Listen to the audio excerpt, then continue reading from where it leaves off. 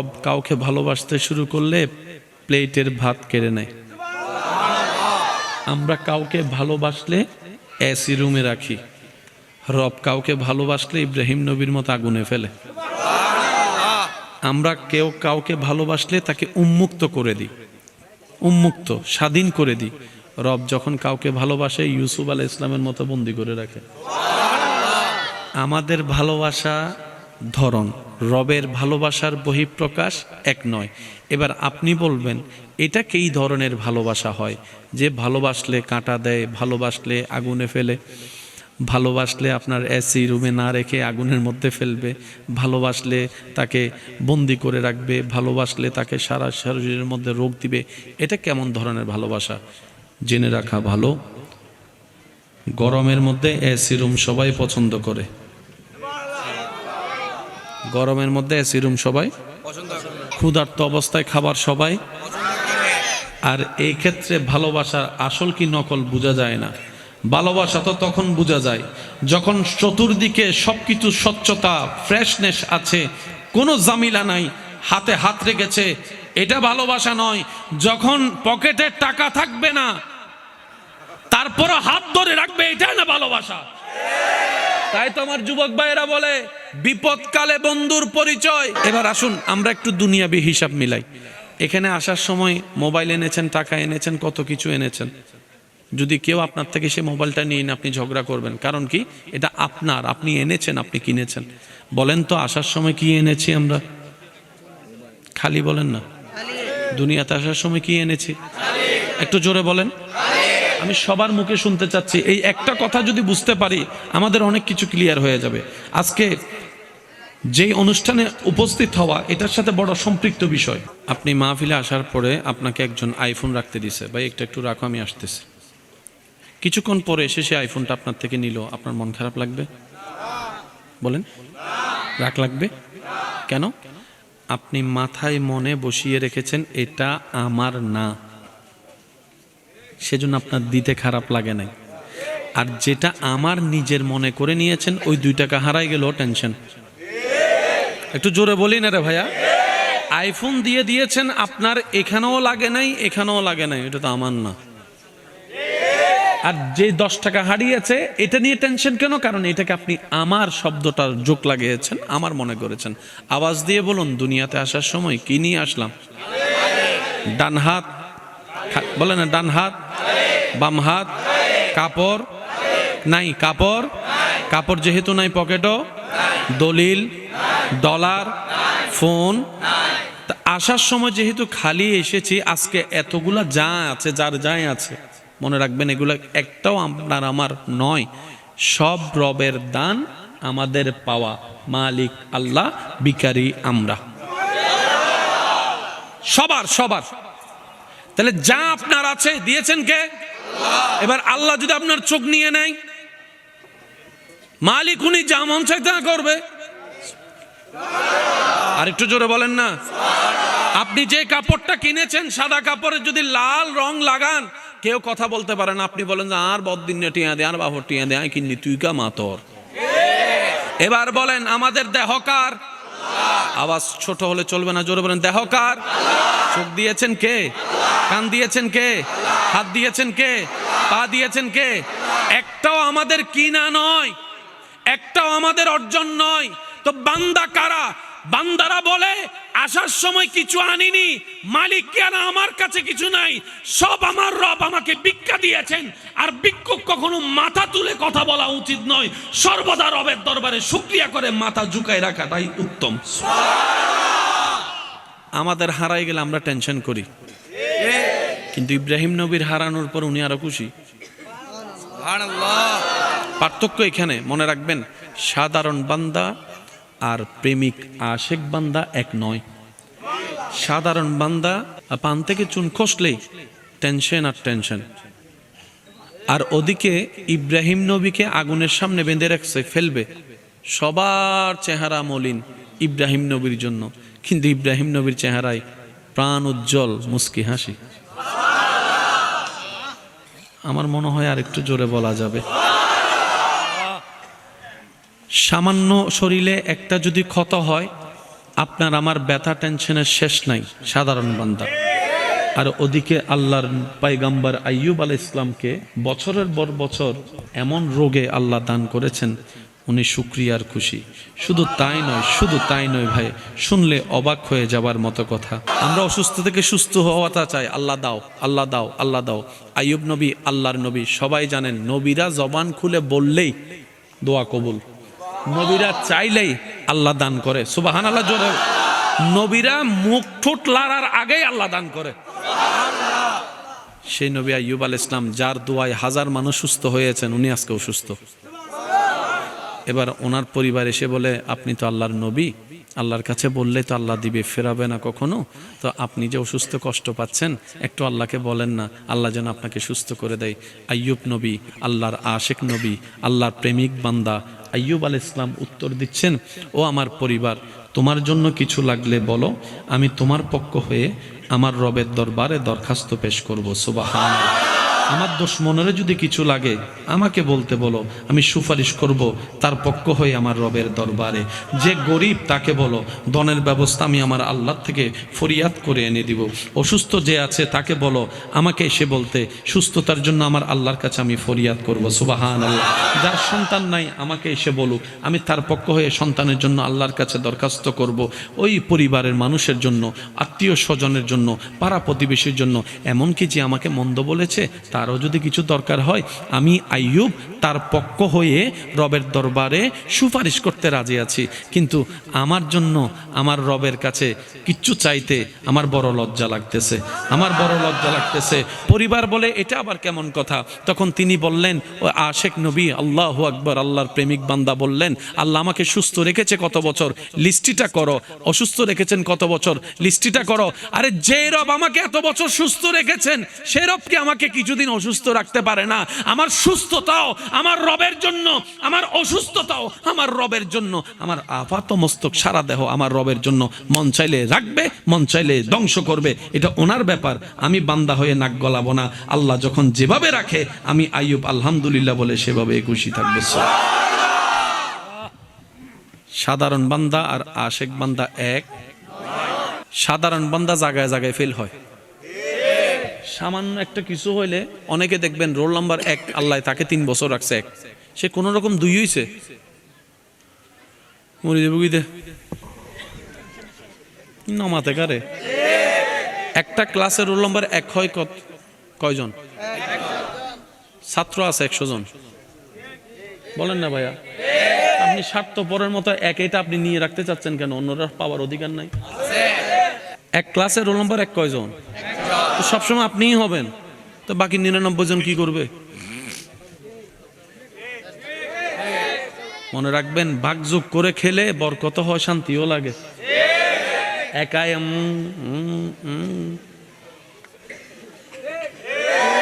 আমি পড়ালেখাকে কোনো নিচু দেখাচ্ছি না, আমি শুধু চিন্তা ভাবনার কথা বলতেছি। অনেকে তো এমনও আছে, এই 1 নাম্বার রোল নাম্বার 1 অর্জন করার জন্য দিন রাত পরিশ্রম করে, দরকার হলো অন্যজন বলিব, তারপরে তো নাকি অম পড়িব। এই মেন্টালিটির দরকার কি? বলেন না, তুই তোর মতো আগা, আমি আমার মতো আগাই, দেখা যাক আল্লাহ পাক কি করে। অহংকার যেই করুক, পতন তার সুনিশ্চিত। কথা বলতে হবে।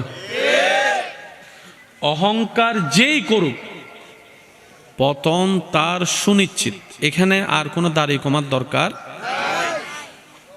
ধৈর্য এবং শুকরিয়া যেই করুক, নেয়ামত তার জন্য সুনিশ্চিত। সুবহানাল্লাহ বলি। এই পৃথিবীটা বড্ড সুন্দর, বড় সুন্দর।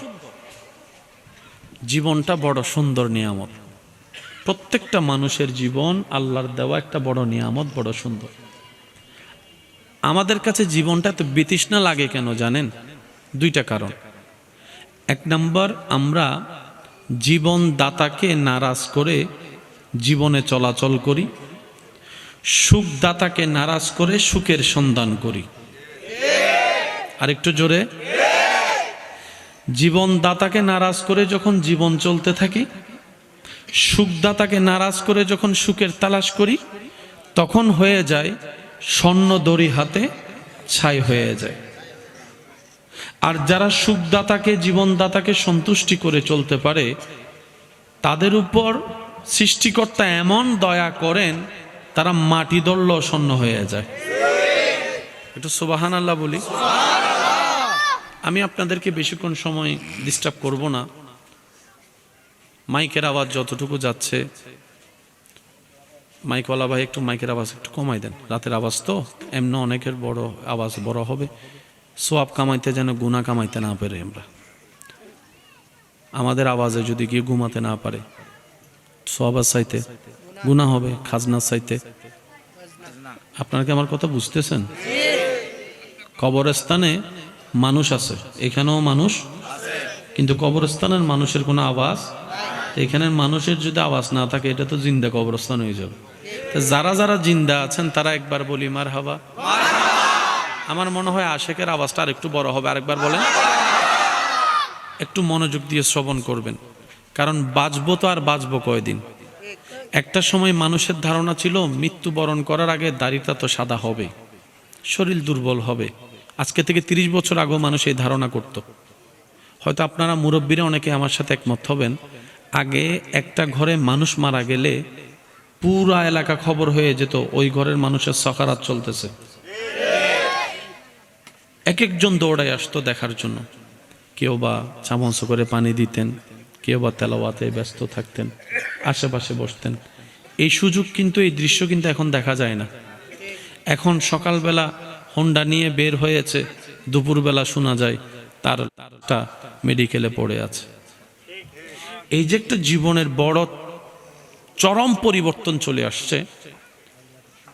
সবকিছুর পিছনে কিন্তু আমার ক্ষতির পিছনে আপনি দায়ী, আপনার ক্ষতির পিছনে আমি দায়ী।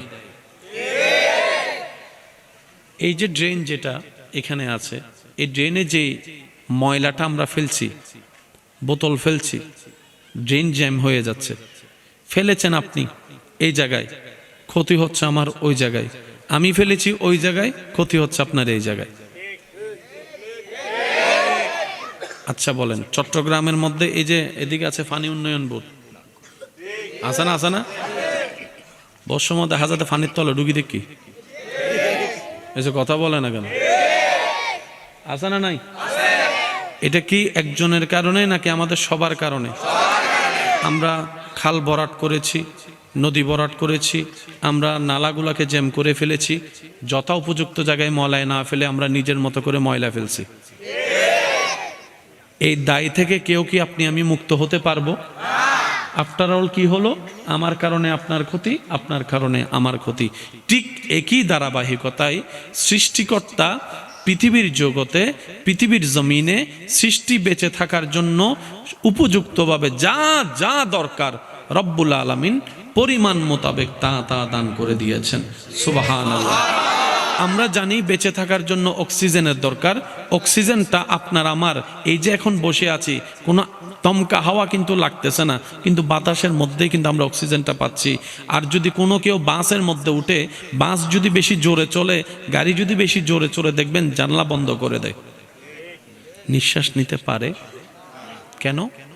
আমার দরকার 10 সেন্টিমিটার, বাতাস আসতেছে 100 সেন্টিমিটার, তখন আপনি চাইলে অক্সিজেন থাকলেও নিঃশ্বাস নিতে পারবেন না। এটার একটা লিমিটেশন আছে। আমি কি বুঝাতে পারছি কথা? এটার একটা লিমিটেশন আছে না নাই?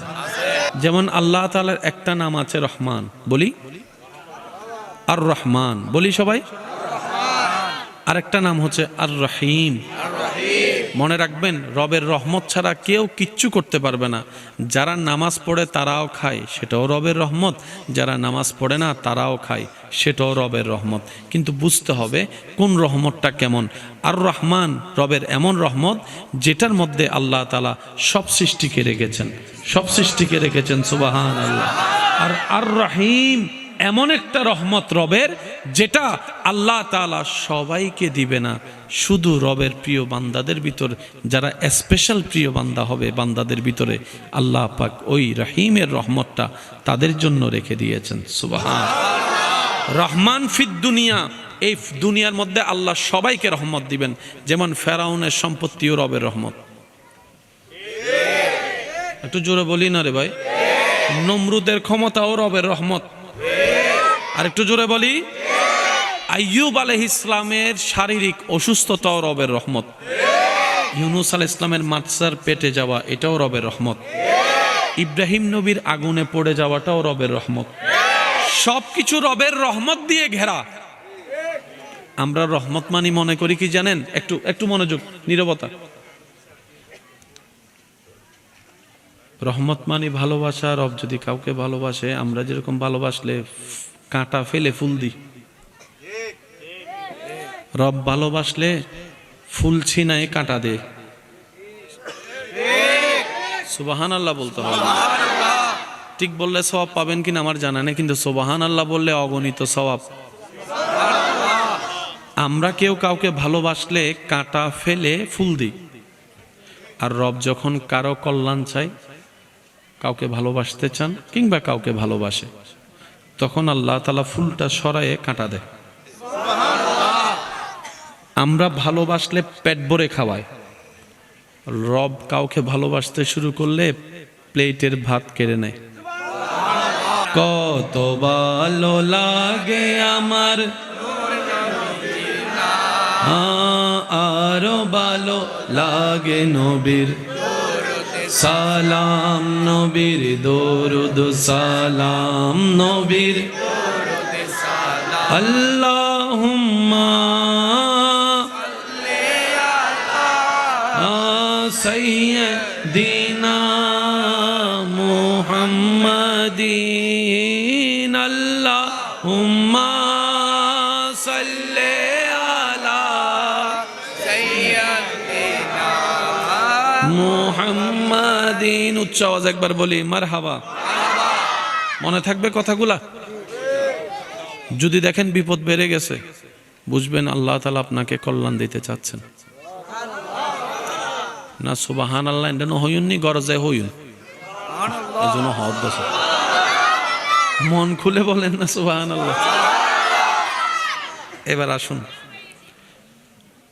আমাদের প্রত্যেকের জীবনে গুনাহ আছে না নাই? গুনাহ বেশি হলে জান্নাত না জাহান্নাম? জাহান্নামের শান্তি না কষ্ট? দুনিয়ার কষ্ট বেশি না জাহান্নামের কষ্ট বেশি? আল্লাহ যখন কোন বান্দাকে জান্নাত দিতে চান, কিন্তু তার আমলে তাকে জাহান্নাম নিচ্ছে, কিন্তু আল্লাহ চাচ্ছেন তাকে জান্নাত দিতে। তো যিনি আইন বানায় উনি আইন ভঙ্গ করলে মানা যায় না, দেখতে সুন্দর লাগে। এবার আল্লাহ তাআলা কি করেন জানেন? এই বান্দাকে যদি জাহান্নামে দেওয়া হয়, সে ৭০,০০০ বছর আগুনে কষ্ট পাবে, আর যদি দুনিয়াতে কষ্ট দেওয়া হয় সে ১ বছর কষ্ট পাবে। এবার বলেন কোন কষ্টটা বেশি মারাত্মক, দুনিয়ারটা না জাহান্নামেরটা? এবার আপনাকে যদি আল্লাহ বলে বান্দা ৭০,০০০ বছর জাহান্নামে জ্বলবি নাকি ১ বছর তুই দুনিয়ায় জ্বলবি, কোনটা নিবেন? সবাই বলেন না, সবাই বলেন। তখন আল্লাহ কি করে? কোন বান্দাকে যখন জান্নাত দেওয়ার ইচ্ছা হয়, আল্লাহ তাকে দুনিয়াতে বিভিন্ন ধরনের কষ্টের মধ্যে ফেলে ওই গুনাহগুলার অপরাধ এখান থেকে কষ্ট দিয়ে আল্লাহ মাফ করে দেয়। তাই নবীজির হাদিস এখানে একটা অ্যাড করতে চাই। নবী রাহমাতুল্লিল আলামিন বলছেন, মুমিন বান্দার বিষয়টা বড়ই চমৎকার। মুমিন বান্দার বিষয়টা বড়ই চমৎকার। তারা হাসলে সদকায়ে জারিয়া, সওয়াব আর সওয়াব।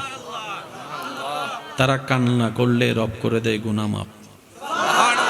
রাস্তায় হাঁটার পথে যদি কেউ একটা কাঁটা ফুটে ব্যথা সহ্য করে রবের উপর নারাজ না হয়ে খুশি থাকে, আল্লাহ তাআলা ওই বান্দার কাঁটা ফুটার ব্যথার অনুমান আল্লাহ পাক জাহান্নামের আযাব থেকে বাঁচার মতো গুনাহ মাফ করে দেন।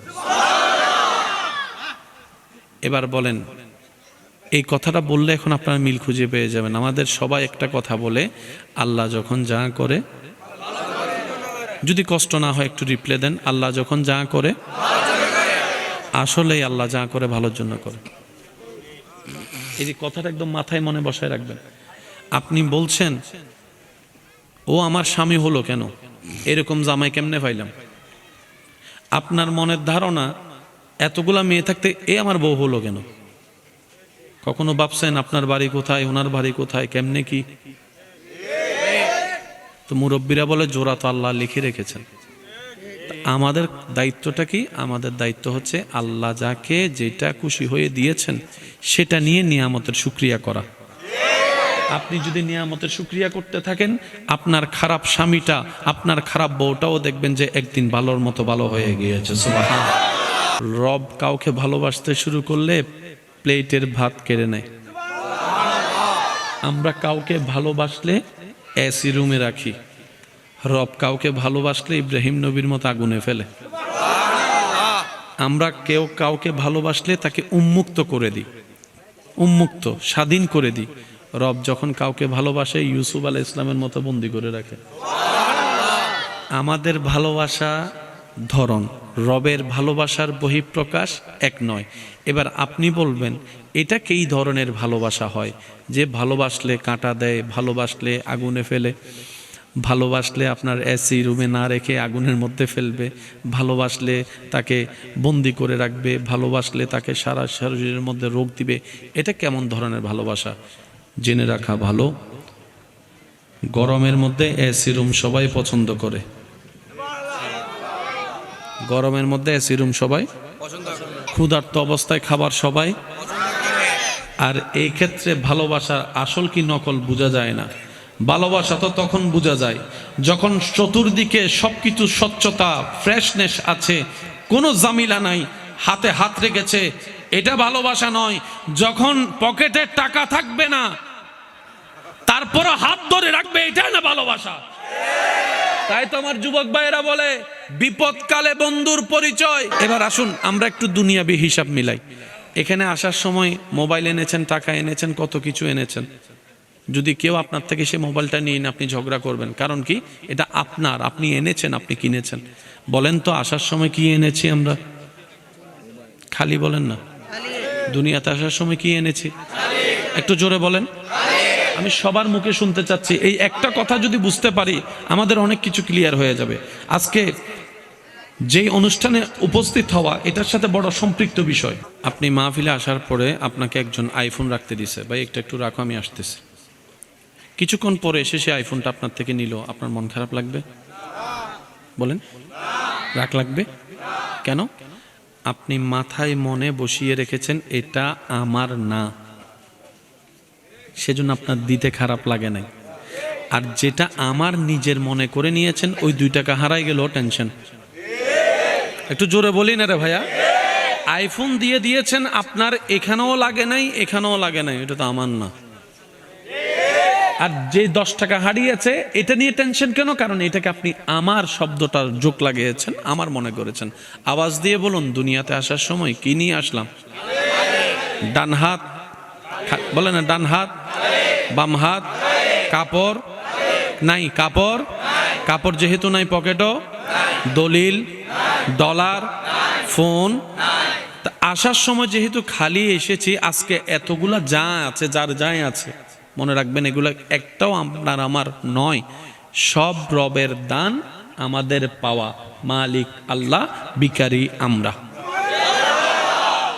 সবার সবার। তাহলে যা আপনার আছে দিয়েছেন কে? এবার আল্লাহ যদি আপনার চোখ নিয়ে নেয়, মালিক উনি যা মন চায় তা করবে। আর একটু জোরে বলেন না। আপনি যে কাপড়টা কিনেছেন, সাদা কাপড়ে যদি লাল রং লাগান, কেউ কথা বলতে পারে না। আপনি বলেন যে আর বদিন টিয়া দে, আর বাবর টিয়া দে, আই কিনি তুই কা মাতর। এবার বলেন আমাদের দেহকার, আওয়াজ ছোট হলে চলবে না, জোরে বলেন দেহকার। চোখ দিয়েছেন কে? কান দিয়েছেন কে? হাত দিয়েছেন কে? পা দিয়েছেন কে? একটাও আমাদের কিনা নয়, একটাও আমাদের অর্জন নয়। তো বান্দা কারা? বান্দারা বলে আসার সময় কিছু আনিনি, মালিক কেন আমার কাছে কিছু নাই, সব আমার রব আমাকে ভিক্ষা দিয়েছেন। আর ভিক্ষুক কখনো মাথা তুলে কথা বলা উচিত নয়, সর্বদা রবের দরবারে শুকরিয়া করে মাথা ঝুঁকায় রাখাটাই উত্তম। আমাদের হারাই গেলে আমরা টেনশন করি, কিন্তু ইব্রাহিম নবীর হারানোর পর উনি আরো খুশি। পার্থক্য এখানে মনে রাখবেন, সাধারণ বান্দা আর প্রেমিক আশেক বান্দা এক নয়। সাধারণ বান্দা পান থেকে চুন খসলেই টেনশন আর টেনশন, আর ওদিকে ইব্রাহিম নবীকে আগুনের সামনে বেঁধে রাখছে, ফেলবে। সবার চেহারা মলিন ইব্রাহিম নবীর জন্য, কিন্তু ইব্রাহিম নবীর চেহারায় প্রাণ উজ্জ্বল মুস্কি হাসি। আমার মনে হয় আর একটু জোরে বলা যাবে। সামান্য শরীরে একটা যদি ক্ষত হয়, আপনার আমার ব্যথা টেনশনের শেষ নাই, সাধারণ বান্দা। আর ওদিকে আল্লাহর পয়গম্বর আইয়ুব আলাইহিস সালামকে বছরের পর বছর এমন রোগে আল্লাহ দান করেছেন, উনি শুকরিয়ার খুশি। শুধু তাই নয় ভাই, শুনলে অবাক হয়ে যাবার মতো কথা। আমরা অসুস্থ থেকে সুস্থ হওয়াটা চাই, আল্লাহ দাও, আল্লাহ দাও, আল্লাহ দাও। আইয়ুব নবী আল্লাহর নবী, সবাই জানেন নবীরা জবান খুলে বললেই দোয়া কবুল, নবীরা চাইলেই আল্লাহ দান করে। সুবহানাল্লাহ জোরে। নবীরা মুখ ঠোঁট লড়ার আগেই আল্লাহ দান করে। সেই নবী আইয়ুব আলাইহিস সালাম, যার দোয়ায় হাজার মানুষ সুস্থ হয়েছেন, উনি আজকে অসুস্থ। এবার ওনার পরিবার এসে বলে, আপনি তো আল্লাহর নবী, আল্লাহর কাছে বললে তো আল্লাহ দিবে, ফেরাবে না কখনো। তো আপনি যে অসুস্থ কষ্ট পাচ্ছেন, একটু আল্লাহকে বলেন না, আল্লাহ যেন আপনাকে সুস্থ করে দেয়। আইয়ুব নবী আল্লাহর আশেক নবী, আল্লাহর প্রেমিক বান্দা আইয়ুব আলাইহিস সালাম উত্তর দিচ্ছেন, ও আমার পরিবার, তোমার জন্য কিছু লাগলে বলো, আমি তোমার পক্ষ হয়ে আমার রবের দরবারে দরখাস্ত পেশ করব। সুবহানাল্লাহ। আমার দুশমনেরও যদি কিছু লাগে আমাকে বলতে বলো, আমি সুপারিশ করব তার পক্ষ হয়ে আমার রবের দরবারে। যে গরিব তাকে বলো, দনের ব্যবস্থা আমি আমার আল্লাহর থেকে ফরিয়াদ করে এনে দিব। অসুস্থ যে আছে তাকে বলো, আমাকে এসে বলতে, সুস্থতার জন্য আমার আল্লাহর কাছে আমি ফরিয়াদ করব। সুবহানাল্লাহ। যার সন্তান নাই আমাকে এসে বলুক, আমি তার পক্ষ হয়ে সন্তানের জন্য আল্লাহর কাছে দরখাস্ত করব। ওই পরিবারের মানুষের জন্য, আত্মীয় স্বজনের জন্য, পাড়া প্রতিবেশীর জন্য, এমনকি যে আমাকে মন্দ বলেছে তারও যদি কিছু দরকার হয়, আমি আইয়ুব তার পক্ষ হয়ে রবের দরবারে সুপারিশ করতে রাজি আছি। কিন্তু আমার জন্য আমার রবের কাছে কিচ্ছু চাইতে আমার বড় লজ্জা লাগতেছে, আমার বড় লজ্জা লাগতেছে। পরিবার বলে, এটা আবার কেমন কথা? তখন তিনি বললেন, ও আশেক নবী, আল্লাহু আকবার, আল্লাহর প্রেমিক বান্দা বললেন, আল্লাহ আমাকে সুস্থ রেখেছে কত বছর, লিস্টিটা করো। অসুস্থ রেখেছেন কত বছর, লিস্টিটা করো। আরে যে রব আমাকে এত বছর সুস্থ রেখেছেন, সে রব কি আমাকে কিছুদিন অসুস্থ রাখতে পারে না? আমার সুস্থতাও আমার রবের জন্য, আমার অসুস্থতাও আমার রবের জন্য, আমার আপাত মস্তক সারা দেহ আমার রবের জন্য। মন চাইলে রাখবে, মন চাইলে ধ্বংস করবে, এটা ওনার ব্যাপার। আমি বান্দা হয়ে নাক গলাবো না। আল্লাহ যখন যেভাবে রাখে, আমি আইয়ুব আলহামদুলিল্লাহ বলে সেভাবে খুশি থাকবে। সাধারণ বান্দা আর আশেক বান্দা এক। সাধারণ বান্দা জায়গায় জায়গায় ফেল হয়। সামান্য একটা কিছু হইলে অনেকে দেখবেন রোল নাম্বার 1, আল্লাহ তাকে 3 বছর রাখছে 1, সে কোন রকম 2 হইছে, মরি দেব গিয়ে নমাতে কারে। একটা ক্লাসের রোল নাম্বার 1 হয় কয়জন? ছাত্র আছে 100 জন, বলেন না ভাইয়া? আপনি স্বার্থপরের মতো এটা আপনি নিয়ে রাখতে চাচ্ছেন কেন? অন্যরা পাওয়ার অধিকার নাই? এক ক্লাসের রোল নাম্বার 1 কয়জন? সবসময় আপনিই হবেন, তো বাকি 99 জন কি করবে? মনে রাখবেন, ভাগযোগ করে খেলে বরকত হয়, শান্তিও লাগে। একাই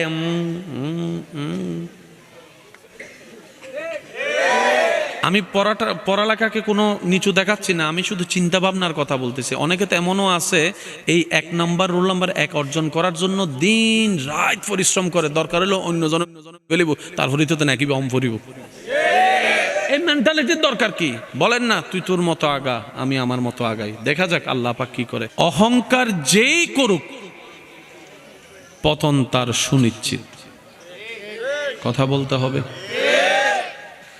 অহংকার যেই করুক, পতন তার সুনিশ্চিত। এখানে আর কোনো দাড়ি কমার দরকার। ধৈর্য এবং শুকরিয়া যেই করুক, নেয়ামত তার জন্য সুনিশ্চিত। সুবহানাল্লাহ বলি। এই পৃথিবীটা বড্ড সুন্দর, বড় সুন্দর। জীবনটা বড় সুন্দর নিয়ামত। প্রত্যেকটা মানুষের জীবন আল্লাহর দেওয়া একটা বড় নিয়ামত, বড় সুন্দর। আমাদের কাছে জীবনটা এত বিতৃষ্ণা লাগে কেন জানেন? 2টা কারণ। 1 নাম্বার, আমরা জীবন দাতাকে নারাজ করে জীবনে চলাচল করি। সুখদাতাকে নারাজ করে সুখের সন্ধান করি। আরেকটু জোরে।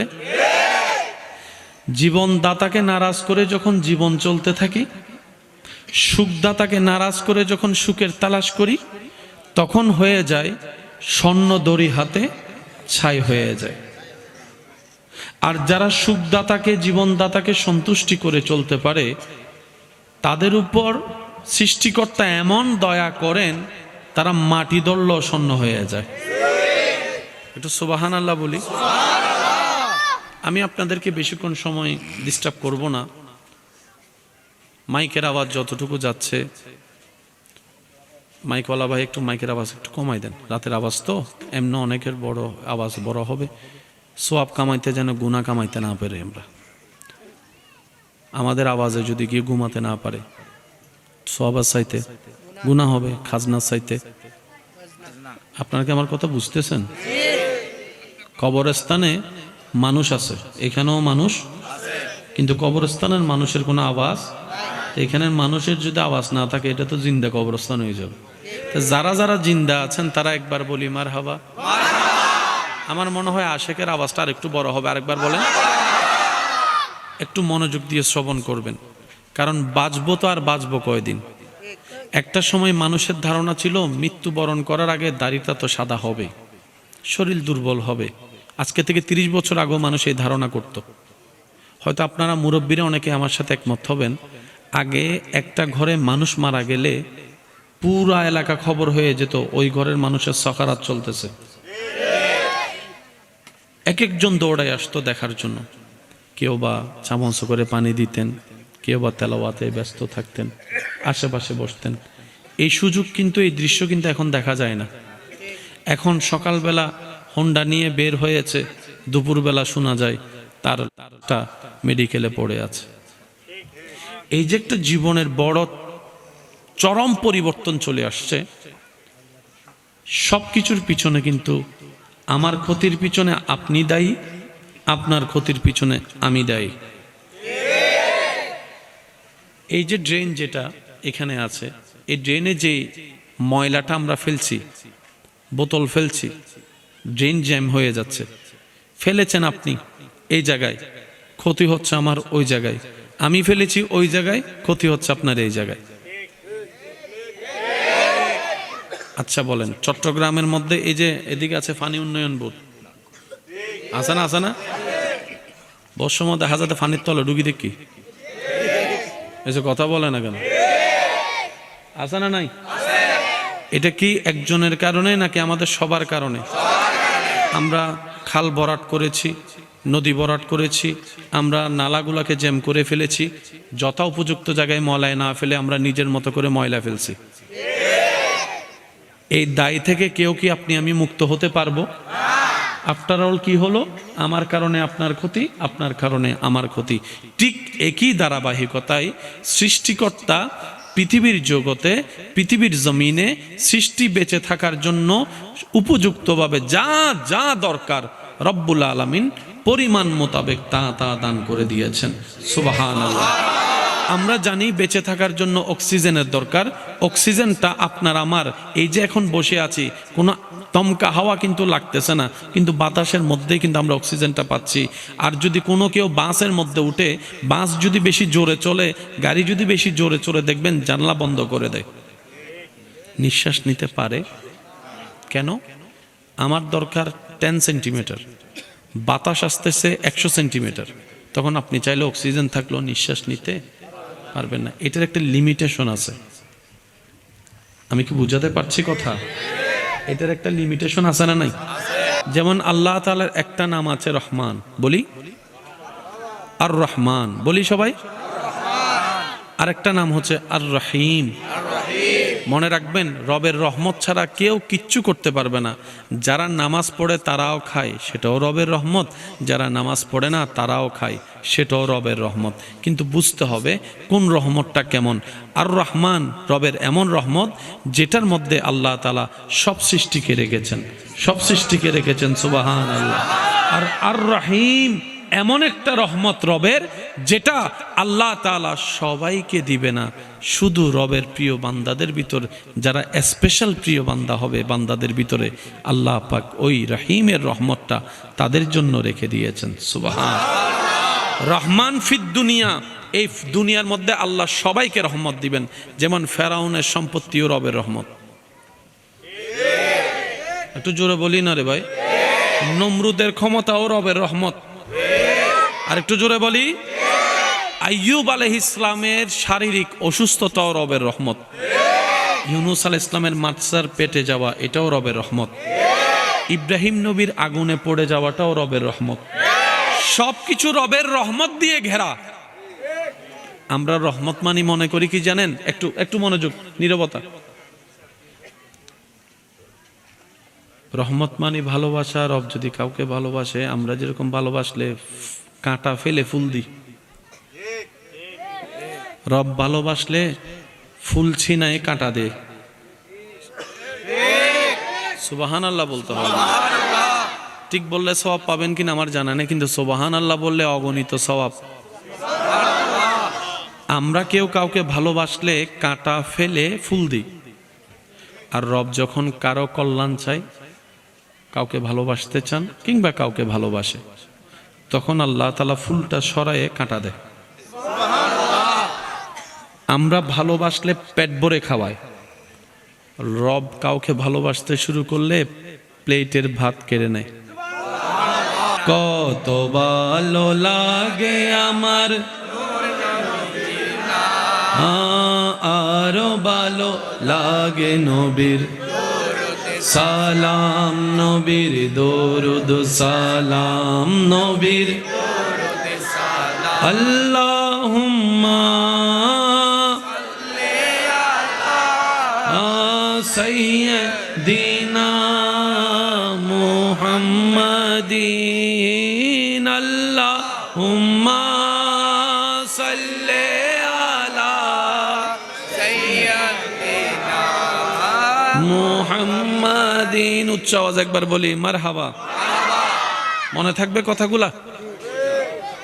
যদি দেখেন বিপদ বেড়ে গেছে, বুঝবেন আল্লাহ তাআলা আপনাকে কল্যাণ দিতে চাচ্ছেন।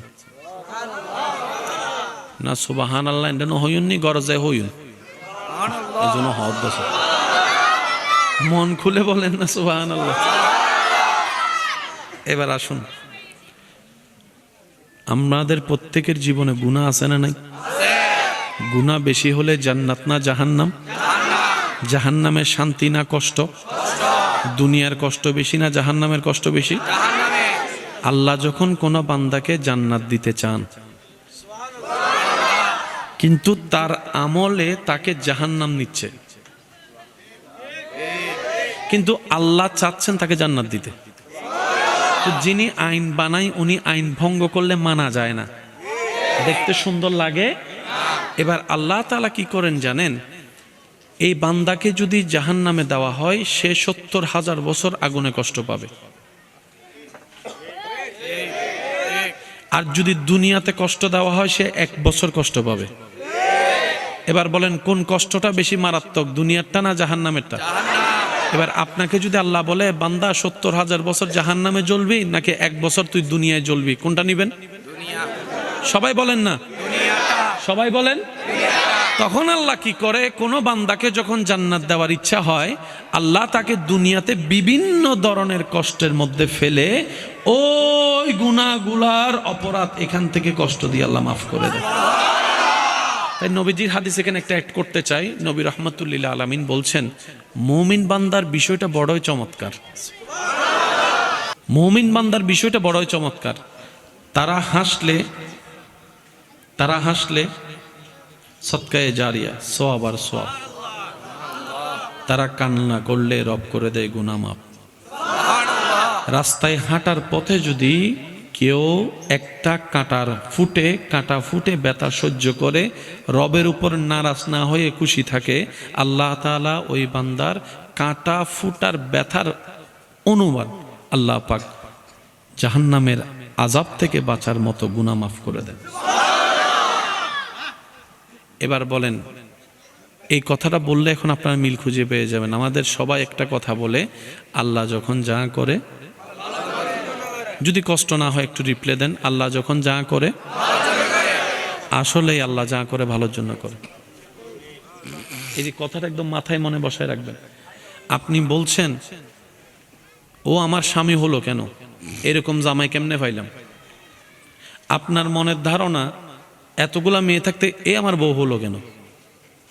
কখনো ভাবছেন আপনার বাড়ি কোথায়, ওনার বাড়ি কোথায়, কেমনে কি? তো মুরব্বীরা বলে জোড়া তো আল্লাহ লিখে রেখেছেন। আমাদের দায়িত্বটা কি? আমাদের দায়িত্ব হচ্ছে আল্লাহ যাকে যেটা খুশি হয়ে দিয়েছেন সেটা নিয়ে নিয়ামতের শুকরিয়া করা। আপনি যদি নিয়ামতের শুকরিয়া করতে থাকেন, আপনার খারাপ স্বামীটা, আপনার খারাপ বউটাও দেখবেন যে একদিন ভালোর মতো ভালো হয়ে গিয়েছে। সুবহানাল্লাহ।